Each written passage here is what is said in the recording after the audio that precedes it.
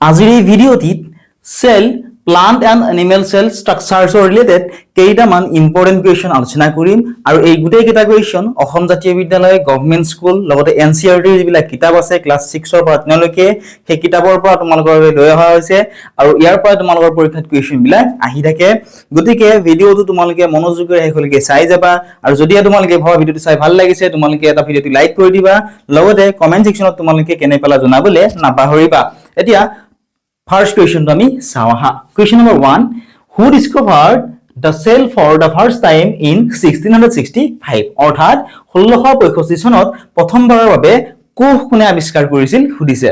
ঠিক আছে বা এনেকৈ কোৱেশ্চন আমাক সুধিব পাৰে যে কোষৰ আৱিষ্কাৰ কেতিয়া হৈছিল তে কোষৰ আৱিষ্কাৰ কেতিয়া হৈছিল 1665 চনত ঠিক আছে সেইটো মনত ৰাখিবা এতিয়া এই কোৱেশ্চনত আমাক সোধা নাই যে কোষ কেতিয়া আৱিষ্কাৰ হৈছিল আমাক সুধিছিল যে 1665 চনত কোন প্ৰথমবাৰৰ বাবে কোনে কোষ আৱিষ্কাৰ কৰিছিল হে আমাক সুধিছিলে অপচন এ আছিল Robert Hooke B Robert Brown C Anton van Leeuwenhoek ঠিক আছে অপচন নম্বৰ ডি আছিল পুৰকিনাছ এতিয়া অপচন বিলাক সোৱা আৰু কোনটো অপচন কাৰেক্ট হ'ব তোমালোকে আমাক জনোৱা ঠিক আছে একেবাৰে ইজি কোৱেশ্চন হয় আৰু সোৱা এই যেটো কোৱেশ্চন এই কোৱেশ্চনটো বহুত বেছি ইম্পৰ্টেন্ট হয় গতিকে সোৱা কোৱেশ্চনৰ কাৰেক্ট আনসাৰ কি হ'ব কাৰেক্ট আনসাৰ হ'ব অপচন নম্বৰ 8 থকাটো ৰবাৰ্ট হুক ঠিক আছে 1665 চনত প্ৰথমবাৰৰ কোষ আৱিষ্কাৰ কৰিছিলে ৰবাৰ্ট হুকে সোৱা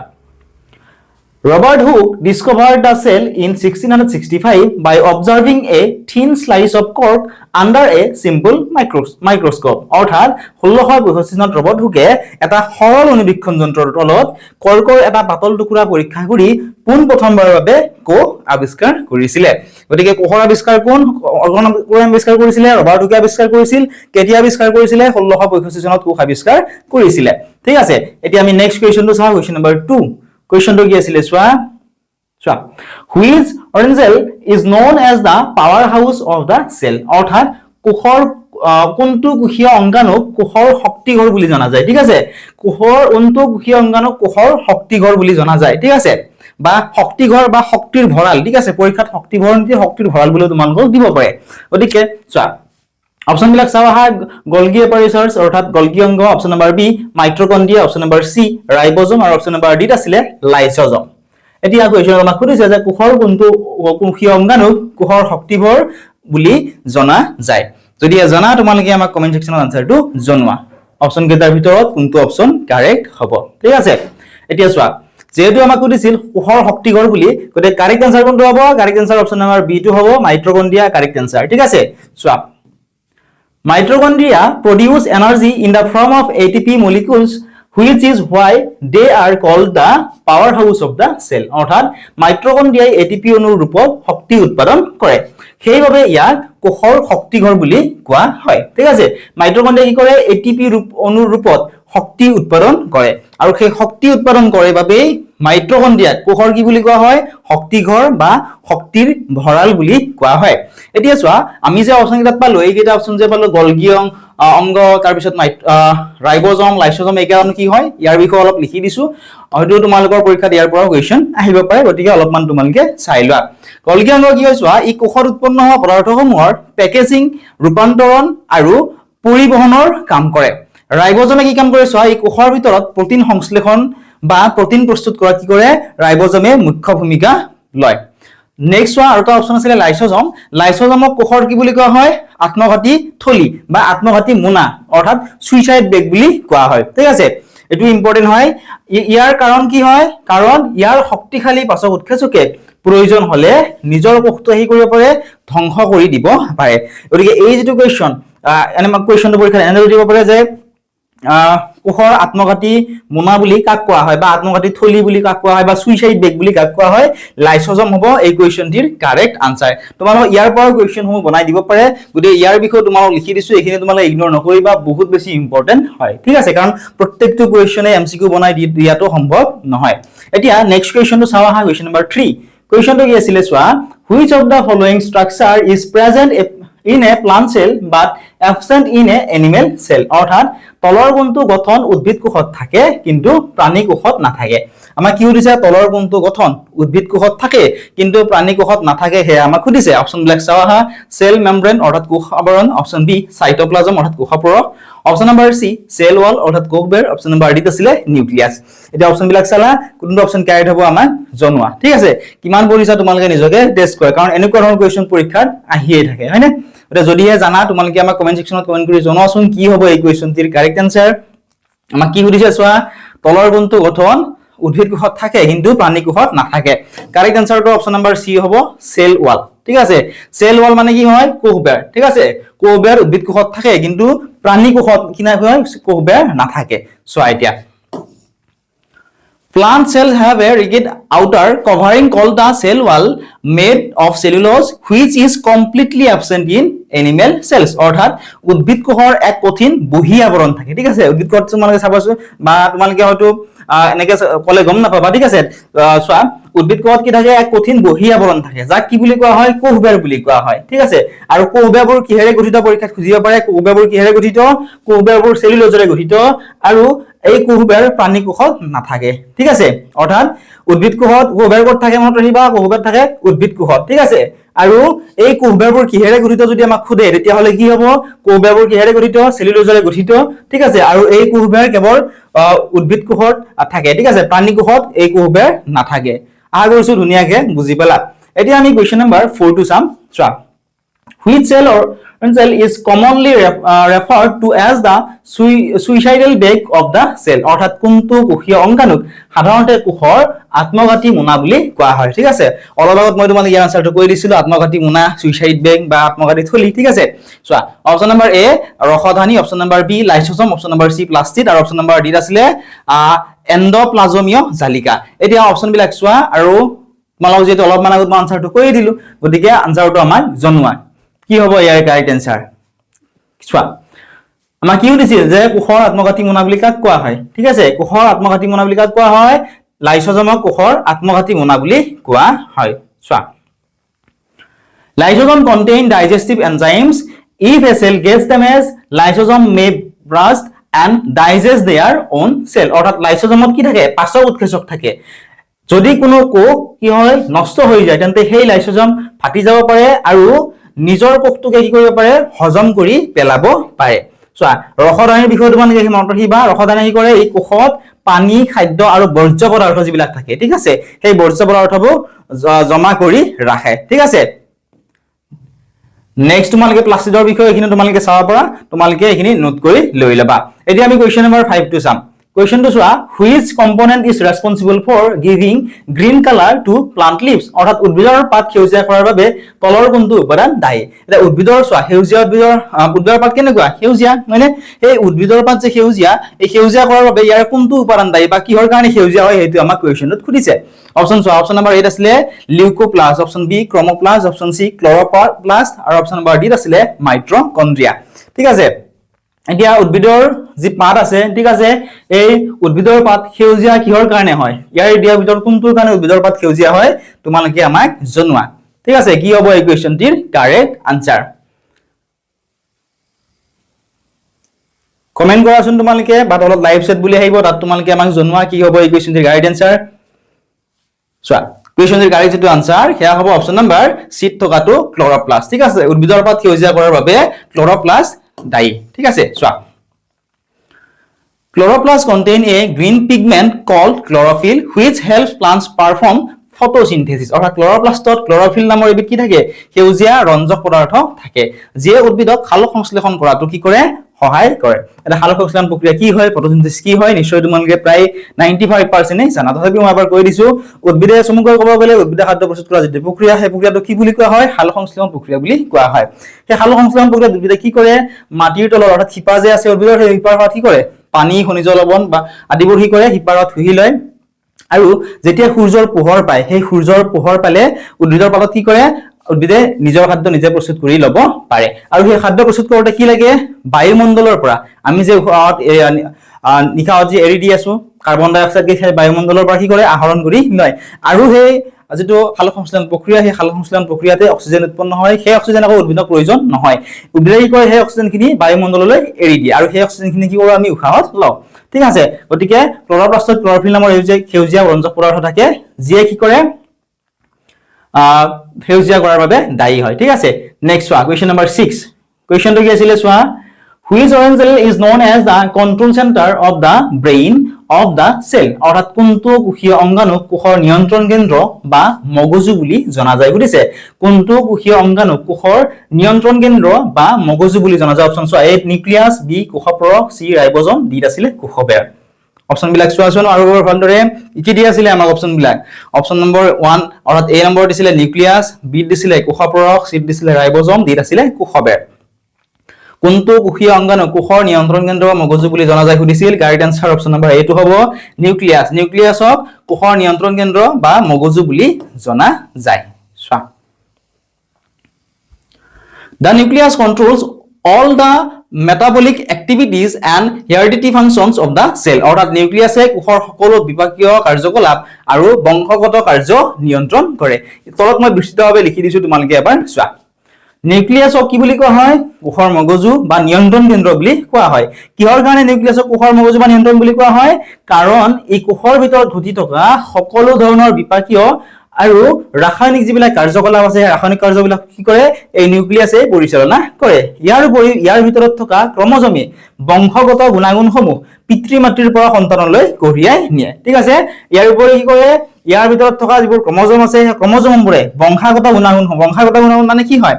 এতিয়া চোৱা লৰা বা ছোৱালী সন্তানতে যেতিয়া জন্ম পায় মাক দেউতাকৰ পৰা বহুতো গুণ অৰ্থাৎ বংশানুক্ৰমৰ বহুতো গুণ সেই লৰা বা ছোৱালীজনীয়ে পায় গতিকে সেই বংশগত গুণসমূহ পিতৃ মাতৃৰ পৰা সন্তানলৈ কি কৰে কঢ়িয়াই নিয়াত সহায় কৰে বা কঢ়িয়াই নিয়ে এতিয়া কুৱেশ্যন নম্বৰ 7 টো চাও কুৱেশ্যনটো কি আছিল চোৱা where are proteins synthesized inside the cell অৰ্থাৎ কোষৰ ভিতৰত প্ৰটিন ক'ত সংশ্লেষিত বা তৈয়াৰ হয় কোষৰ ভিতৰত প্ৰটিন ক'ত সংশ্লেষিত বা তৈয়াৰ হয় আমাক সুধিছে এতিয়া অপচন বিলাক তোমালোকে চোৱাচোন অপচন নম্বৰ 8 কি দিছে চোৱা অপচন নম্বৰ এ লাইসোজম বি ৰাইবোজম সি গলগী অংগ ডি ৰসধানী দিয়া আছে এতিয়া অপচন বিলাকৰ ভিতৰত কোনটো অপচন কাৰেক্ট হ'ব তোমালোকে আমাক জনোৱা অপচন বিলাক চোৱা কোষৰ ভিতৰত প্ৰটিন ক'ত সংশ্লেষিত হয় সুধিছে where are proteins synthesized inside the cell correct answer option number b2 হ'ব রাইবোজম ঠিক আছে প্ৰটিন ক'ত সংশ্লেষিত হয় ৰাইবোজমত চোৱা Ribosomes are the sites of protein synthesis in a cell often called the protein factories অৰ্থাৎ ৰাইবোজম হল কোষৰ প্ৰটিন সংশ্লেষণৰ স্থান সেই কাৰণে ইয়াক প্ৰটিন কাৰখানা বুলিও কোৱা হয় এতিয়া ইয়াৰ পৰা পৰীক্ষাত আন এটা কোৱেশ্চন তোমালোক বনাই দিব পাৰে যে protein factory বুলি কাক কোৱা হয় বা প্ৰটিনৰ কাৰখানা বুলি কাক কোৱা হয় এনেকৈ কোৱেশ্চন আমাক বনাই দিয়া পাৰে যেটো কোৱেশ্চন পেটাৰ্ন বিলাক লাহে লাহে হৈছে চেঞ্জ হৈ আহি আছে গতিকে তোমালোকে মনত ৰাখিবা ৰাইবোজমক কি বুলি কোৱা হয় প্ৰটিন কাৰখানা বুলিও কোৱা হয় এতিয়া কুৱেশ্চন নম্বৰ 8 টো চোৱা কুৱেশ্চনটো কি আছিল চোৱা plant cell wall is mainly composed of which of the following substances অৰ্থাৎ উদ্ভিদৰ কোষবেৰখন প্ৰধানকৈ তলৰ কোনটো পদাৰ্থৰে গঠিত উদ্ভিদৰ যিখন কোষবেৰ আছে কোষবেৰখন প্ৰধানকৈ তলৰ কোনটো পদাৰ্থৰে গঠিত আমাক সুধিছে অপচন বিলাক চাও হা অপচন নম্বৰ এ প্ৰটিন বি লিপিড সি সেলুলোজ ডি আছিল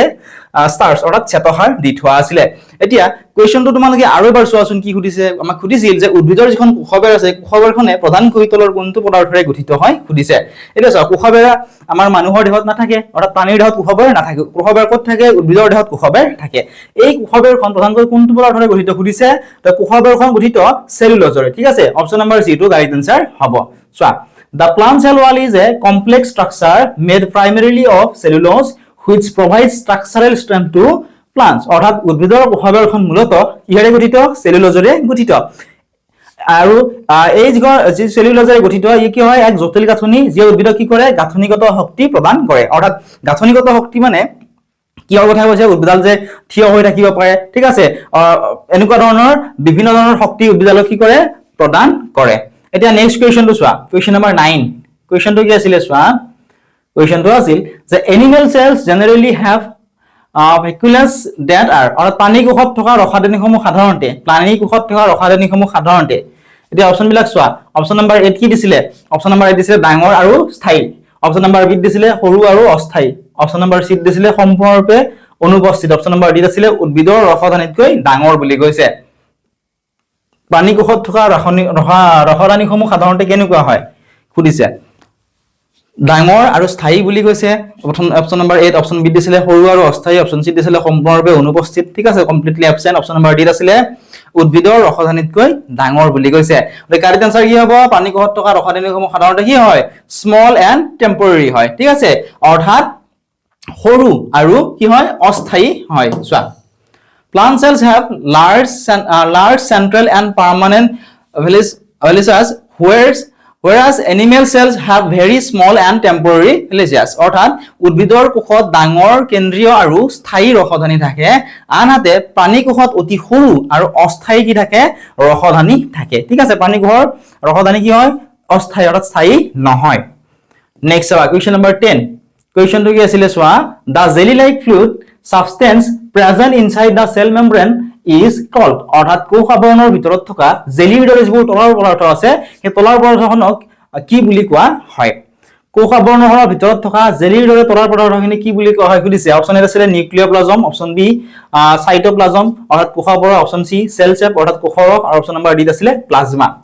সো ইম্পৰ্টেন্ট কোৱেশ্চন আইটো কোষৰ আৱৰণখনৰ ভিতৰত থকা জেলিৰ দৰে যিখন পদাৰ্থ আছে সেই পদাৰ্থখিনি কি বুলি কোৱা হয় হেয়া আমাক সুধিছে সো কাৰেক্ট যেটো আনসাৰ হেয়া হ'ব অপচন নম্বৰ বিট থকাটো কোষৰ পদাৰ্থ বুলি কোৱা হয় অৰ্থাৎ সাইটোপ্লাজম বুলি কোৱা হয় so the fluid contains inside the plasma membrane containing all the cellular organelles is called the cytoplasm অৰ্থাৎ প্লাজমা আৱৰণৰ ভিতৰত থকা তৰল পদাৰ্থখিনি কোষৰ পদাৰ্থ অৰ্থাৎ সাইটোপ্লাজম বোলা হয় য'ত সকলো কোষীয় অংগাণু উপঙি থাকে ঠিক আছে এতিয়া যোৱা ইয়াৰে যিবিলাক কোৱেশ্চন আছে কোৱেশ্চন বিলাক তোমালোকে অলপ মনোযোগেৰে চাব লাগিব ঠিক আছে কাৰণ এই কোৱেশ্চন বিলাক বা আমি এনেকুৱা ধৰণৰ ভিডিও বিলাক চাও তেতিয়া আমাৰ বুজিবতে অলপমান সময়ৰ প্ৰয়োজন হয় ঠিক আছে গতিকে তোমালোকে বাৰে বাৰে যেতিয়া ৰিপিট কৰি চাবা অলপমান তোমালোকে ভালদৰে বুজি পাবা ঠিক আছে যদি ইয়াত তোমালোকৰ বুজি পোৱাত অসুবিধা হৈছে তোমালোকে পিছত আৰু এবাৰ ভিডিওটো ধুনিয়াকে চাই লবলৈ পাৰিবা নেক্সট কোৱেশ্চনটো চাও হা কোৱেশ্চন নম্বৰ হৈছে 11 চা which cell organelle is responsible for packaging and dispatching materials synthesized in the cell অৰ্থাৎ কোষৰ ভিতৰত সংশ্লেষিত হোৱা পদাৰ্থসমূহ পেকেজিং আৰু প্ৰেৰণ কৰাৰ বাবে কোনটো কোষীয় অংগাণু দায়ী অপচন এ সোৱা মাইট্ৰকন্ড্ৰিয়া দিয়া আছিল অপচন বি গলগি এপাৰাটাছ অৰ্থাৎ গলগি অংগ অপচন সি লাইসোজম আৰু অপচন নম্বৰ ডি আছিল ৰাইবোজম আমাক কি সুধিছে কোৱেশ্চনটো আৰু এবাৰ চাও হা আমাক সুধিছিল যে কোষৰ ভিতৰত সংশ্লেষিত হোৱা পদাৰ্থসমূহ পেকেজিং আৰু প্ৰেৰণ কৰাৰ বাবে কোনটো কোষীয় অংগাণু দায়ী হেয়া আমাক কোৱেশ্চনটোত সুধিছিল এতিয়া চোৱা কোৱেশ্চনটোৰ যেটো কাৰেক্ট আনসাৰ হেয়া হ'ব অপচন নম্বৰ বি থকাটো গলগি অংগ দায়ী হয় চোৱা The Golgi apparatus functions as the packaging and shipping center of the cell, modifying and sorting proteins and lipids. অৰ্থাৎ গলগি অংগই কোষৰ পেকেজিং আৰু পৰিবহণ কেন্দ্ৰ হিচাপে কাম কৰে যে প্ৰটিন আৰু লিপিডসমূহ ৰূপান্তৰ আৰু শ্ৰেণী বিভক্ত কৰে বা শ্ৰেণী বিভক্ত কৰাত সহায় কৰে এতিয়া নেক্সট কোৱেশ্চনটো চাওহা কোৱেশ্চন নম্বৰ 12 কোৱেশ্চনটো কি আছিল চোৱা কোৱেশ্চনটো আছিল যে what is the outer boundary of an animal cell called অৰ্থাৎ প্ৰাণী কোষৰ একেবাৰে বহিসীমা বা যিখন আৱৰণ আছে একেবাৰে বাহিৰৰ যিখন আৱৰণ আছে এখনক কি বুলি কোৱা হয় অপচন এ আছিল সেল ওয়াল কোষবেৰ অপচন বি সেল মেমব্ৰেন বা প্লাজমা মেমব্ৰেন ঠিক আছে কোষ আৱৰণ বা প্লাজমা আৱৰণ option C nuclear membrane nuclear আৱৰণ অপচন নম্বৰ ডি সাইটোপ্লাজম অৰ্থাৎ কোষ আৱৰণ কোৱেশ্চনটো কি সুধিছিল চোৱা প্ৰাণী কোষৰ একেবাৰে বহিসীমা বা যিখন আৱৰণ আছে এখনক কি বুলি কোৱা হয় এখনক কি বুলি কোৱা হয় সেল মেমব্ৰেন বা প্লাজমা মেমব্ৰেন বুলি কোৱা হয় অৰ্থাৎ কোষ আৱৰণ বা প্লাজমা আৱৰণ বুলি কোৱা হয় চোৱা animal cells lack a cell wall so the cell membrane serves as their outermost protective layer অৰ্থাৎ প্ৰাণী কোষৰ কোষবেৰ কি হয় নাথাকে সেইভাবে কোষ আৱৰণখনেই ইয়াৰ আটাইতকৈ বাহিৰৰ সুৰক্ষা স্তৰ হিচাপে কাম কৰে ঠিক আছে এটা আমি নেক্সট কোৱেশ্চনটো চাও আহা কোৱেশ্চন নম্বৰ 13 কোৱেশ্চনটো কি আছিল চোৱা plastids are found only in which type of cells or plastid সমূহ কেৱল কোন প্ৰকাৰৰ কোষত পোৱা যায় ঠিক আছে প্লাষ্টিড সমূহ কেৱল কোন প্ৰকাৰৰ কোষত পোৱা যায় হেয়া আমাক সুধিছে এটা অপচন বিলাক চাও হা অপচন নম্বৰ 8 আছিল এনিমেল সেলস অৰ্থাৎ প্ৰাণী কোষত অপচন নম্বৰ বি সোৱা অপচন নম্বৰ বি আছিল প্লান্ট সেলস অৰ্থাৎ উদ্ভিদ কোষত অপচন সি সোৱা ব্যাকটেৰিয়েল সেলস ব্যাকটেৰিয়া কোষত option number D human cells অৰ্থাৎ মানুহৰ কোষত আমাক সুধিছিল যে প্লাষ্টিক সমূহ কোন প্ৰকাৰৰ কোষত পোৱা যায় হেয়া আমাক কোৱেশ্চন সুধিছিল গতিকে সোৱা কোৱেশ্চনৰ কাৰেক্ট আনসাৰ কি হ'ব অপচন নম্বৰ বি হ'ব ঠিক আছে প্লাষ্টিক সমূহ কেৱল উদ্ভিদ কোষত পোৱা যায় সোৱা plastids are double membrane organelles found strictly in plant cells and algae but completely absent in animals অৰ্থাৎ প্লাস্টিডসমূহ হৈছে দুতৰপীয়া আৱৰণে আবৃত অংগাণু যিবোৰ কেৱল উদ্ভিদ কোষ আৰু শেলাইত পোৱা যায় কিন্তু প্ৰাণী কোষত কি হয় নাথাকে ঠিক আছে question number 14 চোৱা এতিয়া chromosomes which carry genetic information are located inside which part of the cell অৰ্থাৎ বংশগত তথ্য অৰ্থাৎ ডিএনএ কঢ়িয়াই নিয়া ক্ৰমোজম সমূহ কোষৰ কোনটো অংশৰ দ্বাৰা অৱস্থিত অংশৰ ভিতৰত অৱস্থিত আমাক সুধিছে অৰ্থাৎ বংশগত যিসমূহ তথ্য আছে এই তথ্যসমূহ কঢ়িয়াই নিয়া ক্ৰমোজম সমূহ কোষৰ কোনটো অংশৰ ভিতৰত অৱস্থিত সুধিছে নিউক্লিয়াছত লাইসোজমত ৰসধানীত নে সেন্ট্ৰোজমত ঠিক আছে দেখুন তো অপশন কাৰেক্ট হ'ব অপশন বিলাক চোৱা ইম্পৰ্টেন্ট হয় ইকুৱেশনটো ঠিক আছে বা ইকুৱেশনটো আমাক এনেকৈ সুধিব পাৰে যে বংশগতিৰ একক কি হয় বংশগতিৰ একক কি এনেকৈ কোৱেশ্চন দিব পাৰে ঠিক আছে মনত ৰাখিবা একেবাৰে ইম্পৰ্টেন্ট হয় নোট কৰি লবা বংশগতিৰ একক কি হয় বংশগতিৰ একক হৈছে জিন এতিয়া এই কোৱেশ্চনটো চোৱা এই যে বংশগত তথ্যসমূহ আছে এই তথ্যসমূহ কঢ়িয়াই নিয়া ক্ৰমোজমসমূহ কোষৰ নিউক্লিয়াছৰ ভিতৰত অৱস্থিত চোৱা chromosomes are thread-like structures located inside the nucleus of animal and plant cells containing hereditary information in the form of genes অৰ্থাৎ ক্ৰমোজম হৈছে উদ্ভিদ আৰু প্ৰাণী কোষৰ নিউক্লিয়াছৰ ভিতৰত থকা খুঁটাৰ দৰে গাঁথনি য'ত জিনৰ ৰূপত বংশগত যিবোৰ তথ্য আছে সেই তথ্যসমূহ কি হয় মজুত থাকে অৰ্থাৎ জিনৰ ৰূপত কি হয় এই বংশগত যিবোৰ তথ্য আছে সেইসমূহ কি হয় তাত মজুত থাকে এতিয়া নেক্সট কোৱেশ্চনটো চাওঁ আহা কোৱেশ্চন নম্বৰ 15 কোৱেশ্চনটো কি আছিল চোৱা which organelle is classified into rough and smooth types and helps in transporting lipids and proteins অৰ্থাৎ কোনটো কোষীয় অংগাণুক খহতা আৰু মিহি এই দুই প্ৰকাৰত ভাগ কৰা হৈছে আৰু ই লিপিড আৰু প্ৰটিন পৰিবহনত সহায় কৰে হেয়া আমাক কোৱেশ্চনটোত সুধিছে এতিয়া অপচন বিলাক চাও আহা অপচন নম্বৰ 8 আছিল চোৱা গলগি অংগ অপচন নম্বৰ বি আছিল এন্ডোপ্লাজমীয় জালিকা ঠিক আছে অৰ্থাৎ এন্ডোপ্লাজমিক ৰেটিকুলাম অপশন সি আছিল মাইট্ৰকন্ড্ৰিয়া অপশন নম্বৰ ডি আছিল প্লাস্টিড কোৱেশ্চনটো আৰু এবাৰ চোৱা আমাক কি সুধিছিলে যে কোনটো কোষীয় অংগাণুক খহতা আৰু মিহি এই দুই প্ৰকাৰত ভাগ কৰা হৈছে আৰু ই লিপিড আৰু প্ৰটিন পৰিবহনত সহায় কৰে হেয়া আমাক সুধিছে এতিয়া চোৱা কোৱেশ্চনটোৰ কাৰেক্ট যেটো আনসাৰ হেয়া হ'ব অপশন নম্বৰ বি থকাটো এন্ডোপ্লাজমীয় জালিকা ঠিক আছে অপশন বি এই কোৱেশ্চনটোৰ কাৰেক্ট আনসাৰ হ'ব এতিয়া নেক্সট কোৱেশ্চনটো চোৱা question number 16 Which of the following is single celled organism অৰ্থাৎ তলৰ কোনটো এককোষী জীৱ একেবাৰে ইজি কোৱেশ্চন হয় তলৰ কোনটো এককোষী জীৱ হয়নে তোমালোকে নিশ্চয় জানা এককোষী জীৱ কি হয় বা বহুকোষী জীৱ কি হয় এতিয়া আমাক কি হৈছে যে তলৰ কোনটো এককোষী জীৱ option A human option B mango tree option C amoeba আৰু অপচন নম্বৰ ডি কি দিয়া আছিলে ডি দিয়া আছিলে মহ ঠিক আছে ইয়াৰ আনসাৰটো কি হয় তোমালোকে আমাক কমেন্ট সেকশনত কমেন্ট কৰি জনোৱা কি হ'ব এই কোৱেশ্চনটিৰ কাৰেক্ট আনসাৰ অপচন বিলাক ভালদৰে চোৱা আৰু কমেন্ট কৰা আৰু ইয়াৰ যেটো সম্পূৰ্ণ ভিডিও এই সম্পূৰ্ণ ভিডিওটো তোমালোকে আমাৰ এপত পাবা ঠিক আছে অনলাইন ক্লাছত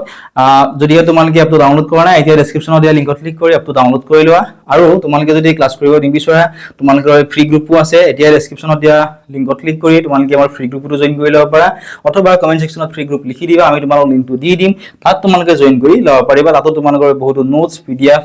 তোমালোকৰ বাবে ফ্ৰী দি থোৱা আছে চেনেলটো সাবস্ক্ৰাইব কৰা না সাবস্ক্ৰাইব কৰি দিবা লগতে আন কোনটো টপিকৰ ওপৰত ভিডিও লাগে আমাক জনাবলে নাপাহৰিবা